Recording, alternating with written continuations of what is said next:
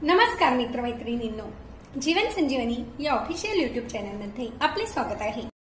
12 महिने सर्दीचा त्रास असणे, सतत छाती भरून राहणे आणि कफ बाहेर न पडल्यामुळे छातीत सारखा खरखर आवाज येणे, अशा भयंकर त्रासापासून सुटका करून देणारा अत्यंत साधा आणि प्रभावी उपाय आज मी आपल्यासाठी घेऊन आले आहे।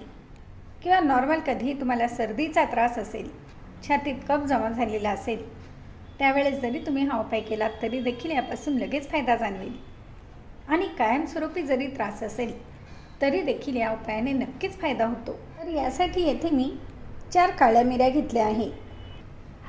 काळ्या मिऱ्या एका खलबत्त्यात टाका। आणि दुसरे म्हणजे येथे मी पिंपरी घेतली आहे।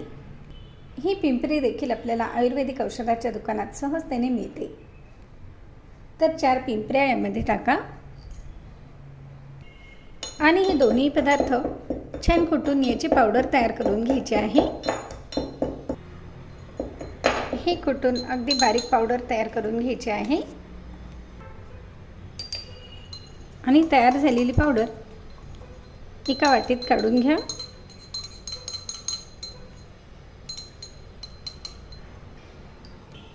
आणि या पावडरमध्ये 1 चमचा भरून मध टाकायचे आहे।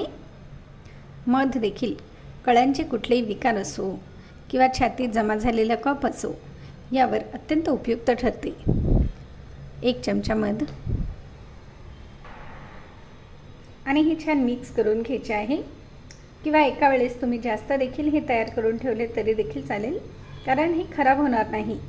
ज्या वेळेस आपल्याला हवे त्यावेळेस म्हणजे याचा आपल्याला कधीही वापर करता येणार आहे। याप्रमाणे हे छान मिक्स करून घ्या। आणि जास्तच तुम्हाला जर त्रास असेल तर यामध्ये 2 चुटकी हळद पावडर देखील टाकायची आहे। छातीत जर कफ जमा झालेला असेल आणि तो निघतच नसेल, कायमच याचा त्रास होत असेल तर यामध्ये हळद टाका। याप्रमाणे तयार झालेले मिश्रण ज्या व्यक्तींना त्रास होतो अशा व्यक्तींनी, जर लहान मुले असतील तर अगदी पाव चमचा भरून हे मिश्रण एका वेळेस चाटून खायला द्यायचे आहे।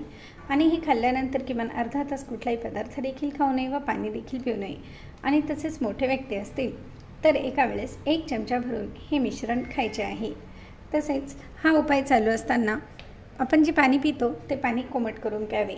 नॉर्मल त्रास असेल तर हा उपाय दिवसभरातून फक्त 1 वेळेस करा, पण कायमच तुम्हाला त्रास होत असेल, जास्त त्रास असेल तर सकाळी नाश्त्यानंतर 1 वेळेस व रात्रीच्या जेवणानंतर पुन्हा 1 वेळेस, असे दिवसभरातून 2 वेळेस हा उपाय करा। म्हणजे या उपायाने सहजतेने तुमचे हे त्रास निघून जाण्यास मदत होते। धन्यवाद।